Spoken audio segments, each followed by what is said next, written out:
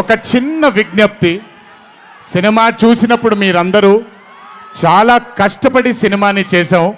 సినిమాలో మీ అందరికీ తెలియని ట్విస్ట్లు చాలా ఉన్నాయి. ఆ ట్విస్ట్లని మాత్రం బయటికి పెట్టకండి దయచేసి.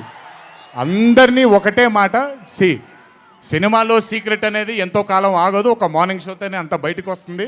కానీ కుదిరినంతసేపు బయటికి పెట్టకండి. మీరు కానివ్వండి, మిగతా వాళ్ళు కానివ్వండి, వాళ్ళందరికీ నేను విజ్ఞప్తి చేసుకుంటున్నాను, దయచేసి ఈ సినిమాని ఎంజాయ్ చేయండి.